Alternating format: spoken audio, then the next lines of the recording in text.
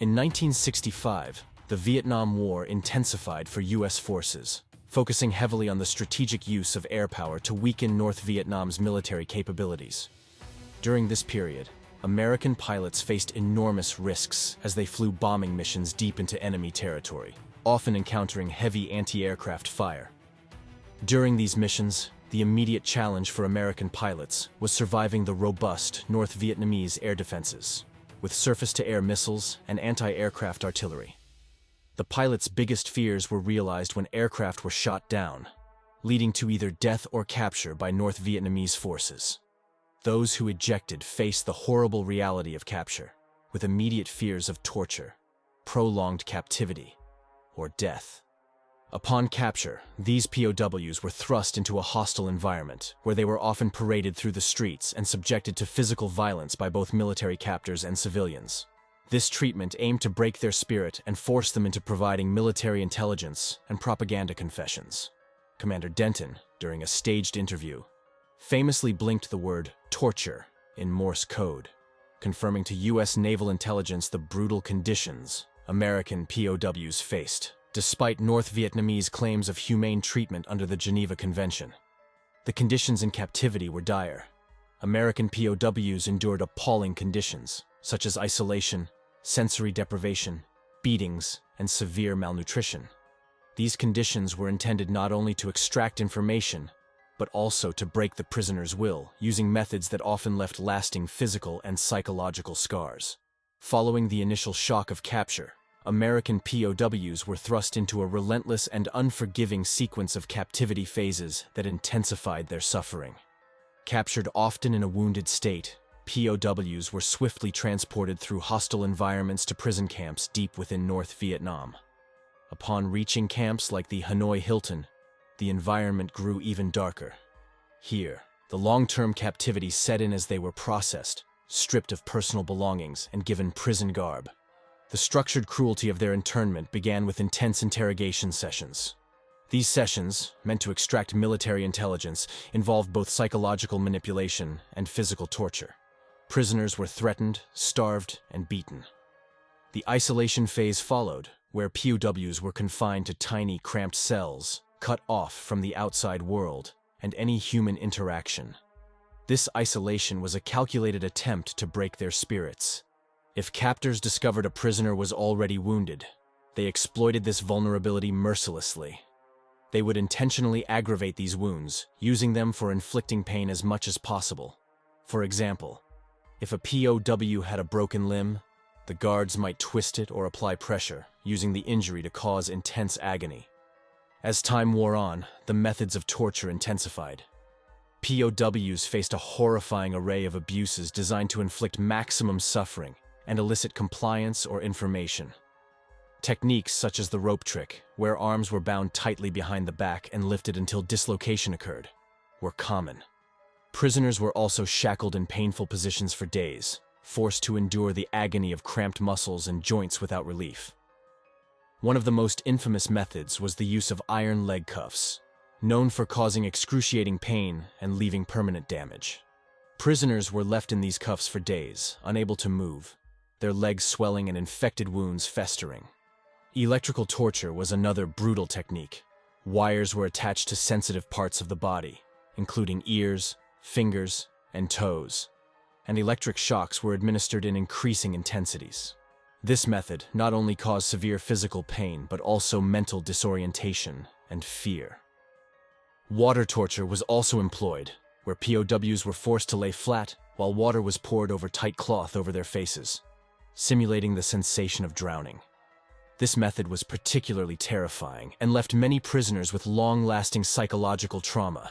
Beyond physical torture, captors employed relentless psychological warfare tactics. Prisoners were bombarded with propaganda asserting that their cause was lost, that they were abandoned by their country, and that they were war criminals, not soldiers. Interrogators staged mock executions, provided false news from home, and forced prisoners to participate in propaganda videos, further demoralizing them. These extreme experiences often marked a turning point in the POW's approach to survival. Faced with such unrelenting cruelty, many found new depths of mental resilience. They developed covert communication systems to maintain morale and share survival strategies. Tapping codes on walls became their lifeline, a way to support each other and reinforce their resolve. Additionally, POWs began using mental escapes such as recalling detailed memories from their lives before the war, creating intricate fantasies of future days, or mentally constructing homes or meals. Despite the extreme risks, POWs took every possible chance to sabotage the propaganda efforts of their captors, giving misleading statements that could be understood as coerced by those back home and by fellow POWs. Throughout their captivity, American POWs showed remarkable resilience and courage. They developed covert communication methods like the tap code to maintain morale and solidarity, which proved essential for their survival and mental health. Despite the North Vietnamese's efforts to control and manipulate them, many POWs resisted. Navy Commander James Bond Stockdale and Lieutenant Commander Bob Shoemaker, known as Shoe, along with a few other fellow officers, managed to survive in the most brutal remote outpost, which the POWs called Alcatraz. They communicated with each other through messages written on toilet paper or flashed hand signals across the camp through the gap between the door and the floor. These messages were often no more than a simple, "How are you doing?" But that was more than enough for solace or encouragement. Sometimes they would tap codes to signal a group prayer or the Pledge of Allegiance, which they'd whisper simultaneously. Despite increased isolation, torture, and starvation, the men remained determined to stick together and survive. As the Vietnam War neared its end, the journey of the American POWs began to shift toward release, marked by significant changes in their conditions and the anticipation of returning home. In the final phases of the war, international pressure and negotiations began to impact the conditions under which POWs were held. The North Vietnamese government, seeking to improve its image in anticipation of peace talks, gradually eased the harsh treatment. Torture sessions became less frequent and less severe, and the food rations slightly improved in quality and quantity, providing some relief from the constant hunger that had plagued the prisoners throughout their captivity. The POWs also received increased medical attention during this period, addressing some of the most severe health issues caused by years of neglect and abuse. As release approached, the mental and physical states of the POWs were complex mixes of relief, anticipation, and deep-seated trauma. Physically, many of the prisoners were frail, marked by malnutrition, injuries from torture, and lack of exercise. The long-term effects of confinement were evident in their gaunt appearances, weakened muscles, and slow movements. Mentally, the prospect of release brought a surge of hope, but also significant anxiety. After years of psychological manipulation and isolation, many POWs found it hard to believe that release was real until it was actually happening. They grappled with the fear of retribution, worries about the world they would return to, and the state of their families and loved ones from whom they had been cut off for so long. After enduring prolonged captivity under brutal conditions during the Vietnam War, the returning POWs faced the monumental task of reintegrating into society and coping with the profound trauma of their experiences. Many of these men found themselves needing to rebuild their lives, often feeling disconnected from the communities they returned to. The trauma from years of isolation, torture, and deprivation did not fade with their release. Many suffered from chronic pain, disabilities, and psychological scars, including PTSD, which at the time was not well understood or treated. Marriages were strained, and children had grown in the absence of their fathers, creating complex family dynamics. The process of reintegration was slow and painful. The experiences of POWs had a profound impact on military training and policies.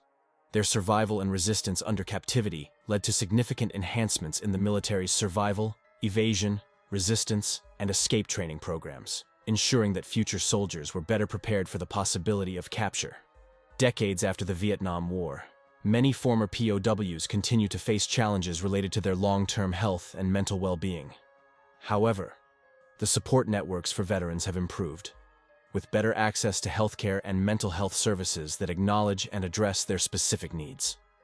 The stories of these POWs continue to inspire and teach future generations about resilience, heroism, and the profound effects of war on individuals. Their experiences serve as reminders of the costs of conflict and the strength of the human spirit to overcome even the most harrowing circumstances.